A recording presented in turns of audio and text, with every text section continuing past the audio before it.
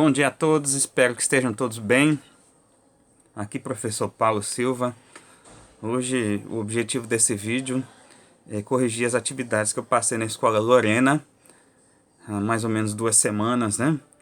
E o tema na verdade é sobre a antiga república, né? A República Velha, tá?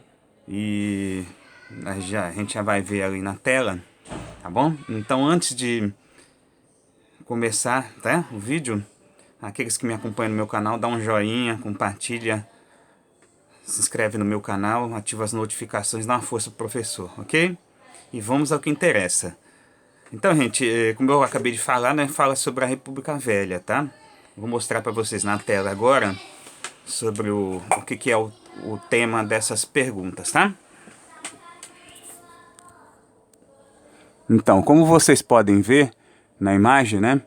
É uma imagem do livro didático que nós usamos na escola Lorena, como vocês podem ver aí, e aí tem umas perguntas, né? As perguntas elas dizem assim, né? Descreva a ilustração ao lado. Que acontecimento ela representa?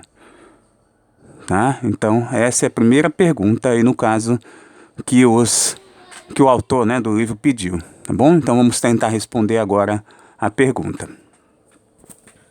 Voltando aqui. Então, vamos lá. Então, ó, a ilustração, o que ela mostra? Ela mostra uma área cercada de habitações, como vocês podem ver na imagem, né? Voltando aqui na imagem, tá? Famílias deixando suas casas com seus pertences. Em primeiro plano, um homem descalço e com vestimenta simples transporta alguns móveis nas costas, né? Só você reparar isso aí, né? Tá bom? E a mulher ao lado carrega objetos trouxas com roupas e um bebê, né? Você reparar lá, tá bom? Enquanto uma criança o acompanha. Então olha a criança lá. A acompanha, né? No caso. Tudo bem? Então, em segundo plano, vêm-se objetos e utensílios domésticos no chão e um homem saindo de uma casa com alguns móveis. Tá? Se reparar lá, ó. Repara aí, ó. A 5, né? No caso. Estão vendo? Vamos lá, vamos continuar. Então, a 6, no caso, seria... A ilustração representa o contexto das reformas urbanas quando a população carioca foi obrigada a deixar suas casas para que o governo desse continuidade ao projeto de regeneração da cidade.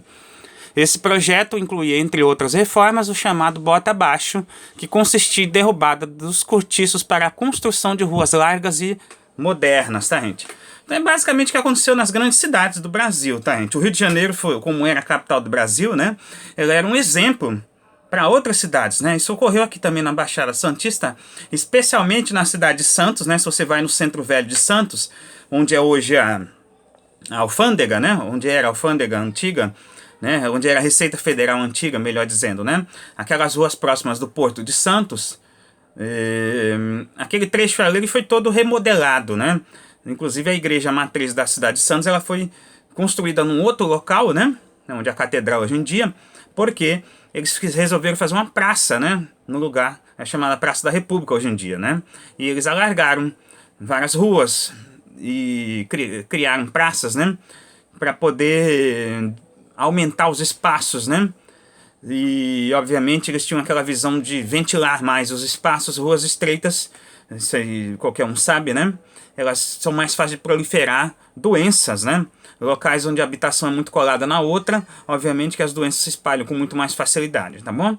Então essa foi uma reforma urbana que ocorreu lá no Rio de Janeiro, mas que em outras cidades do Brasil também ocorreu, tá bom? Como, por exemplo, falei na cidade de Santos também, tá? Que o exemplo era a capital, Rio de Janeiro, e acabou servindo de exemplo para outras cidades do Brasil também, ok? Então vamos para a letra B, né? A segunda pergunta que eu pedi dessa página aí do livro didático, tá? Aí diz assim, ó.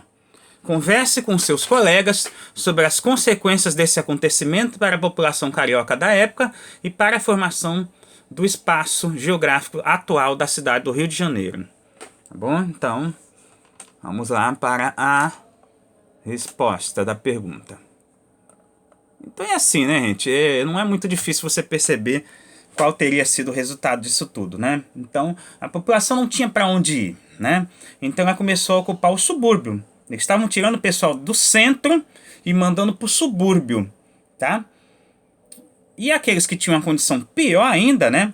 Eles foram parar nos morros, né? Então, isso a longo prazo, a gente sabe o que ocorreu com o Rio de Janeiro, né? As regiões nobres, elas são cercadas pelos morros, né?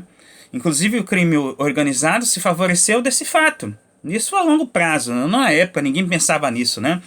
Um dos primeiros morros ocupados do Rio de Janeiro, tinha até uma novela da Globo lá, chamava-se Lado a Lado, né? Se vocês tiverem a oportunidade de pegar alguma coisa na internet, que trata, né, da ocupação do Morro do Livramento, né?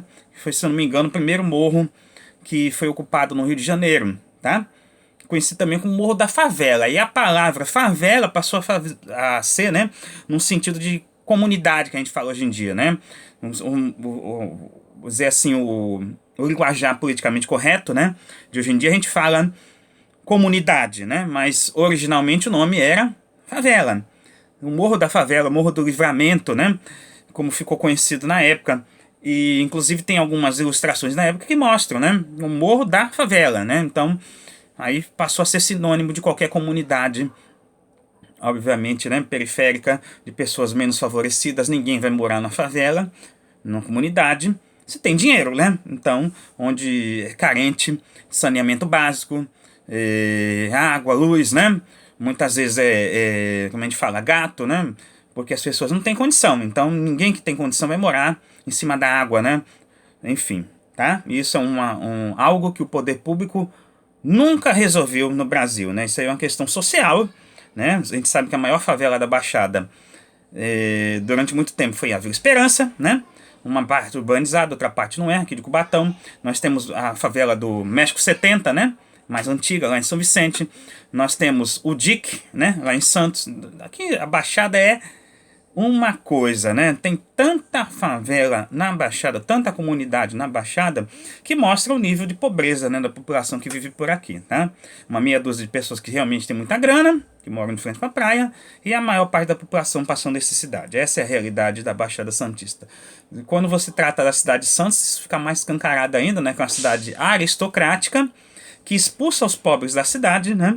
Enfim, e muitos acabam indo parar nessas comunidades, tá?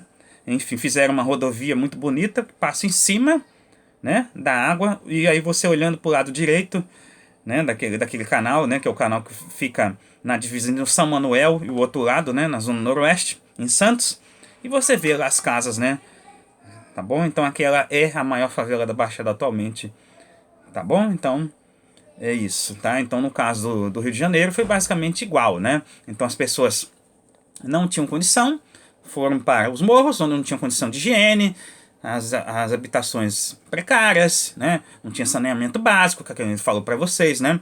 Material frágil, tá? Enfim, sem a mínima condição de morar, muito quente, né? Esse é um outro fator, né? Se morar num lugar desse é extremamente quente, o cheiro, o ambiente não é agradável, tá? Enfim, isso foi o modelo para outras cidades, como eu acabei de falar. A Baixada Santista é pródiga nesse sentido, seguindo o mau exemplo do Rio de Janeiro, mas a culpa principal, como eu acabei de falar, é do poder público, né, que nunca resolveu se ver. A gente está tratando de algo de 1900, né? Nós estamos em 2021 e o problema social do Brasil, a questão da moradia precária, nunca foi resolvido, ok? Tem mais uma pergunta aí, a gente vai continuar esse vídeo, hein, gente? Ok?